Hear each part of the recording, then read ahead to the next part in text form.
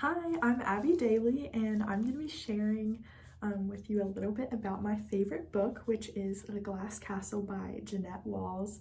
I read this book numerous times, but the first time I read it, I was a sophomore in high school, and I was in an IB English class with my favorite teacher in the whole world, and she took a few minutes at the beginning of class every day just to read to us. And she had like very distinct voices for all of the characters, and she split the book up and read it to us like over an extended period of time, and it was always my favorite part of the day. She just always made such a big impact on my life, and in high school you don't have many opportunities to be read to anymore like you do when you're younger, and so I just loved that she took the time to do this, and it's something that I'm excited to do for my future students. So I was going to read a little excerpt from that book, one of the chapters. So this is actually one of my favorite chapters in the book. So it starts with, "I was on fire. It was my earliest memory. I was 3 years old, and we were living in a trailer park in southern Arizona town, whose name I never knew. I was standing on a chair in front of the stove wearing a pink dress my grandmother had bought for me. Pink was my favorite color. The dress's skirt stuck out like a tutu, and I liked to spin around in front of the mirror, thinking I looked like a ballerina. But at that moment, I was wearing the dress to cook hot dogs, watching them smell and bob in the boiling water as the late morning sunlight filtered in through the trailer's small kitchenette window. I could hear Mom in the next room singing while she worked on one of her paintings. Juju, our black mutt, was watching me. I stabbed one of the hot dogs with a fork and bent over and offered it to him. The wiener was hot, so Juju licked at it tentatively. But when I stood up and started stirring the hot dogs again, I felt a blaze of heat on my right side. I turned to see where it was coming from and realized my dress was on fire. Frozen with fear, I watched the yellow-white flames make a ragged brown line up the pink fabric of my skirt and start to climb my stomach. Then the flames leaped up, reaching my face. I screamed. I smelled the burning and heard a horrible crackling as the fire singed my hair and eyelashes. Juju was barking. I screamed again. Mom ran into the room. "Mommy, help me," I shrieked. I was still standing on the chair, swatting at the fire with the fork I had been using to stir the hot dogs. Mom ran out of the room and came back with one of those army surplus blankets I hated because the wool was so scratchy. She threw the blanket around me to smother the flames. Dad had gone off in the car, so Mom grabbed me and my younger brother Brian and hurried over to the trailer next to ours. The woman who lived there was hanging her laundry on the clothesline. She had clothespins in her mouth. Mom, in an unnaturally calm voice, explained what had happened and asked if we could please have a ride to the hospital. The woman dropped her clothespins and laundry right there in the dirt and, without saying anything, ran for her car. When we got to the hospital, nurses put me on a stretcher. They talked in loud, worried whispers while they had cut off what was left of my fancy pink dress with a pair of shiny scissors. Then they picked me up, laid me flat on a big metal bed piled with ice cubes, and spread some ice over my body. A doctor with silver hair and black-rimmed glasses led my mother out of the room. As they left, I heard him telling her that this was very serious. The nurses remained behind, hovering over me. I could tell I was causing a big fuss, and I stayed quiet.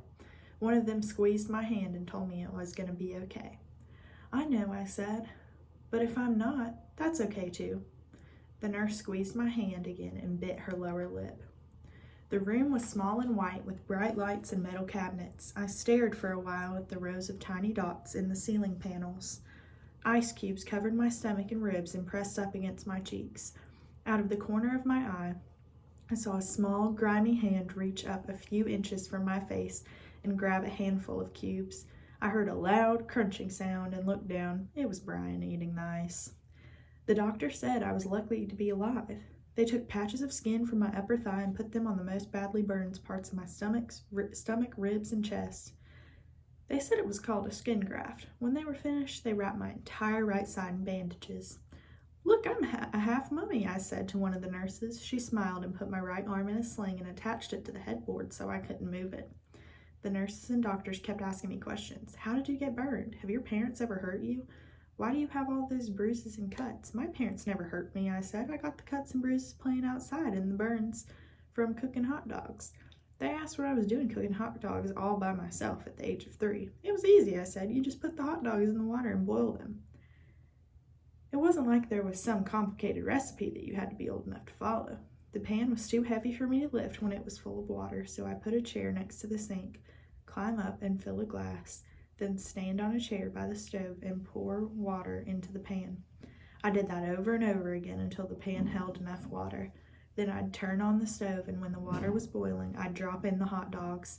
Mom says I'm mature for my age, I told them, and she lets me cook for myself, a lot. 2 nurses looked at each other, and one of them wrote something down on a clipboard. I asked what was wrong. Nothing, they said. Nothing. Every couple of days, the nurses changed the bandages. They would put the used bandage off to the side, wadded and covered with smears of blood and yellow stuff and little pieces of burned skin. Then they'd apply another bandage, a big gauzy cloth, to the burns. At night, I would run my left hand over the rough, scabby surface of the skin that wasn't covered the bandage. Sometimes I'd peel off the scabs. The nurse had told me not to, but I couldn't resist pulling on them real slow to see how big a scab I could get loose. Once I had a couple of them free, I'd pretend they were talking to each other in cheeping voices. The hospital was clean and shiny. Everything was white in the walls and sheets, and nurses' uniforms or silver. The beds and trays and medical instruments. Everyone spoke in polite, calm voices. It was so hushed you could hear the nurses' rubber-soled shoes squeaking all the way down the hall. I wasn't used to quiet and order, and I liked it. I also liked that I had my own room since the trailer I shared with my brother and my sister. My hospital room even had its very own television set up on the wall. We didn't have a TV at home, so I watched it a lot. Red Buttons and Lucille Ball were my favorite. The nurses and doctors always asked if I was feeling hungry or needed anything. So it just kind of continues on, and eventually her family comes to visit her in the hospital and break her out. And it is actually a true story of Jeanette Wells' life. So the book is a memoir told from her perspective, and it's so interesting, and the way that she recalls all of these stories from her childhood are just incredible. And they actually made a movie about it the same year that my high school teacher read the book to us, and she had even offered to meet up with us that summer and see the movie with us in the theater. So just super impactful book, and she just continues to tell crazy stories from her throughout her life, and I feel like every time I read the book I notice something new.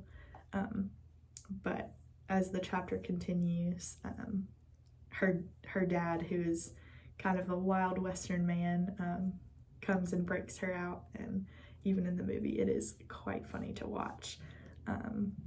But yes, I definitely recommend that book for adults or young adults, people in high school. So thank you for listening.